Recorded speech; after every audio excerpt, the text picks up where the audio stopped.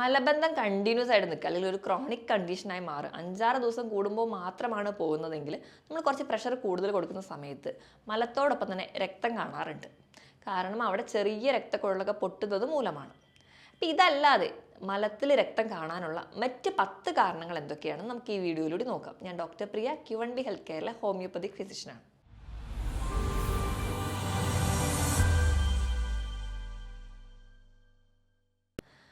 അതിൽ ഒന്നാമത്തെ കാരണം എന്ന് നമ്മൾ നോക്കുകയാണെങ്കിൽ നമ്മൾ ഏറ്റവും കോമൺ ആയി കേൾക്കുന്ന ഒന്നാണ് മൂലക്കുരു അല്ലെങ്കിൽ പൈൽസ്, ഹെമറോയിഡ്സ് എന്നൊക്കെ പറയും. അപ്പം ഈ മൂലക്കുരു എന്ന് പറയുന്ന കണ്ടീഷൻസ് പ്രധാനമായിട്ടും 2 തരത്തിലാണ് ഉള്ളത്.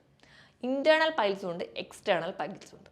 ഇൻറ്റേർണൽ പൈൽസ് എന്ന് പറഞ്ഞാൽ ആന്തരികമായിട്ട് കാണുന്നതാണ്, നമുക്ക് പുറത്തേക്കൊന്നും വലുതായിട്ട് കാണാൻ പറ്റില്ല. ഈ ഒരു കണ്ടീഷൻ വീണ്ടും 4 ആയിട്ട് ഡിവൈഡ് ചെയ്തിട്ടുണ്ട്.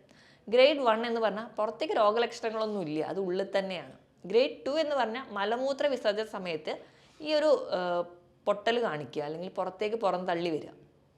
മൂന്നാമതാണെങ്കിൽ മലമൂത്ര വിസർജന സമയത്തേക്ക് പുറത്ത് വരികയും ഈ ഒരു വളർച്ച ഉള്ളിലേക്ക് കയറിപ്പോകില്ല, നമ്മൾ കൈ കൊണ്ട് പ്രഷർ കൊടുത്താൽ മാത്രമേ അകത്തേക്ക് പോകുള്ളൂ. 4ാമത്തെ കണ്ടീഷൻ എന്ന് പറഞ്ഞാൽ ഫുൾ ടൈം അത് ആ ഒരു ഗ്രോത്ത് പുറത്തേക്ക് തന്നെ നിൽക്കുന്നതാണ്. ഇനി അടുത്തൊരു സെക്ഷൻ എന്ന് പറഞ്ഞിട്ടുണ്ടെങ്കിൽ എക്സ്റ്റേണൽ പൈൽസാണ്, പുറമേ മാത്രമാണ്, മലദ്വാരത്തിന് പുറത്ത് തന്നെ നിൽക്കുന്ന പൈൽസാണ്. അങ്ങനെ 2 ആയിട്ടാണ് നമ്മൾ കൂടുതലും പൈൽസിനെ പ്രസൻറ്റ് ചെയ്യാറ്. അപ്പോൾ എന്താണ് ഈ പൈൽസ്? ഒരു മലദ്വാരത്തിന് ചുറ്റുമുള്ള ആ ഒരു ഏരിയയിൽ ഉണ്ടാകുന്ന സിരകൾക്ക് ഉണ്ടാകുന്ന ആ ഒരു കട്ടി കൂടി പ്രഷർ മൂലം ഉണ്ടാകുന്ന ഒരു പൊട്ടലായിട്ട് അല്ലെങ്കിൽ ആ ഒരു ഗ്രോത്ത് ആയിട്ട് കാണിക്കുന്നതാണ് നമ്മൾ പൈൽസ് ആയിട്ട് പ്രസൻറ്റ് ചെയ്യാറ്. അപ്പം ഈ ഒരു ഏരിയയിൽ, പെൽവിക് ഏരിയയിൽ അധികമായിട്ട് പ്രഷർ വരികയാണെങ്കിൽ ആ ഒരു ഏരിയയിൽ സിരകൾക്ക് വീക്കം ഉണ്ടാവുകയും ആ വീക്കമാണ് നമ്മൾ പൈൽസ് എന്ന് പറയുന്നത്. അതിൽ പൊട്ടലുണ്ടാകുമ്പോൾ നമ്മളത് മലത്തോടൊപ്പം തന്നെ രക്തമായിട്ട് പ്രസൻറ്റ് ചെയ്യും. അപ്പോൾ മലം പോകുന്നതിനോടൊപ്പം തന്നെ സ്ട്രീക്കായിട്ട് നല്ല രീതിയിൽ ഒരുപാട് ബ്ലഡ് അങ്ങ് പോകുന്നത് കാണാൻ പറ്റും. അപ്പം ഇതാണ് പ്രധാനമായിട്ടും ഒരു കോസായിട്ട് പറയുന്നത്. അപ്പോൾ ഈ പൈൽസിനൊരു കാരണം നോക്കുകയാണെങ്കിൽ ദീർഘകാലമായിട്ടുള്ള മലബന്ധം അല്ലെങ്കിൽ കോൺസ്റ്റിപ്പേഷനും നമ്മൾ ഭക്ഷണ രീതി ഒക്കെ നമുക്ക് പൈൽസ് ഉണ്ടാവാനുള്ള കാരണമാണ്. പിന്നെ നമ്മുടെ ജോലി, ഒരുപാട് നേരം കണ്ടിന്യൂസ് ആയിട്ട് ഇരുന്നിട്ടുള്ള ജോലിയൊക്കെ ആണെങ്കിൽ ആ ഒരു പെൽവിക് ഏരിയയിൽ പ്രഷർ കൂടുകയും അത് ആ ഒരു ഏരിയയിൽ ഉണ്ടാകുന്ന സിരകൾക്ക് വീക്കവും അല്ലെങ്കിൽ ഒരു കട്ടി വരികയും ഒക്കെ കാരണമാവാറുണ്ട്. അപ്പോൾ ഇതാണ് ഒരു കാരണം. ഇനി 2ാമത്തെ കണ്ടീഷൻ എന്ന് പറഞ്ഞാൽ ഫിഷറാണ്.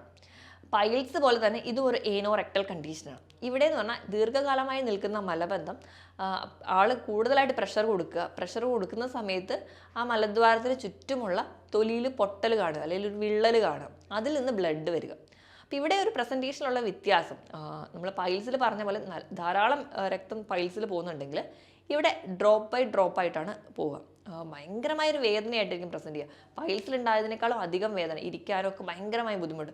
നമ്മുടെ കാലിൽ അടിയിൽ അല്ലെങ്കിൽ ഉപ്പൂറ്റിയിലൊക്കെ ഒരു വിണ്ടുകീറൽ വന്നിട്ടുണ്ടെങ്കിൽ തന്നെ നമുക്ക് നല്ല വേദനയായിരിക്കും. അപ്പോൾ ആ ഒരു സെൻസിറ്റീവ് ഏരിയ ആയിട്ടുള്ള മലദ്വാരത്തിനടുത്ത് ഉണ്ടാകുന്ന വിണ്ടുകീറലാണ് നമുക്ക് ഫിഷറായിട്ട് പറയും.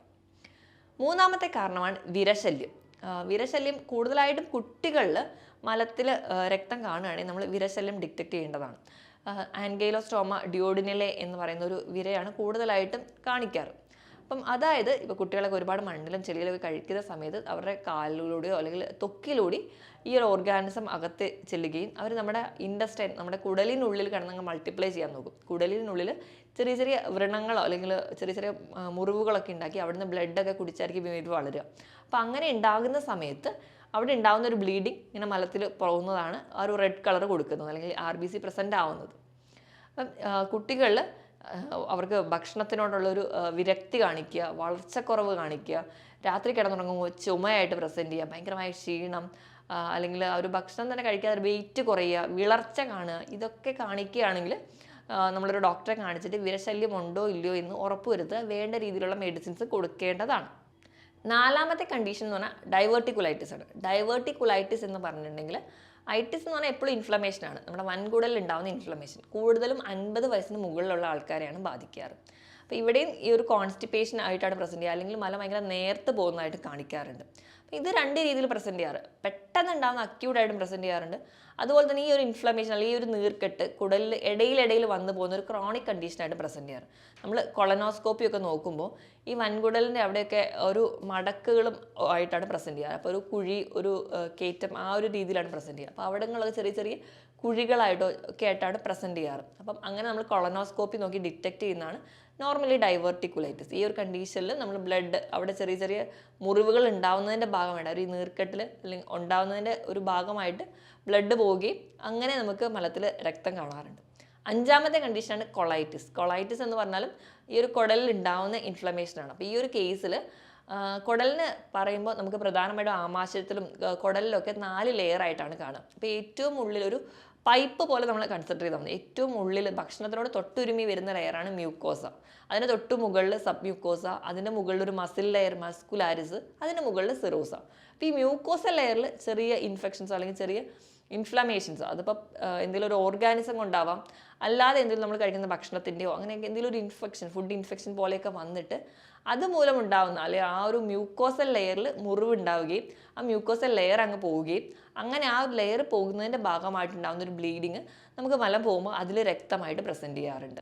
പൊതുവേ ഈ IBS ഉള്ള ആൾക്കാർക്ക്, IBS എന്ന് പറഞ്ഞാൽ ഇറിറ്റബിൾ ബവൽ സിൻഡ്രോം, പൊതുവേ അവർക്ക് ആ ഒരു വൻകുടലിൻ്റെ മൂവ്മെൻറ്റ്സ് കൂടുതലായിരിക്കും. ഇപ്പോൾ ഈ പൊതുവേ ഈ വൻകുടലിൻ്റെ മൂവ്മെൻറ്റ്സ് കൂടുതലാണ്, അതിനോടൊപ്പം തന്നെ എന്തെങ്കിലും ഒരു നീർക്കെട്ടോ ഇൻഫെക്ഷൻസോ കൂടുതൽ ഉണ്ടാകുമ്പോഴാണ് ഈ കൊളൈറ്റിസ് കുറച്ചുകൂടെ വേഴ്സൺ ചെയ്ത് പ്രസൻറ്റ് ചെയ്യാറ്.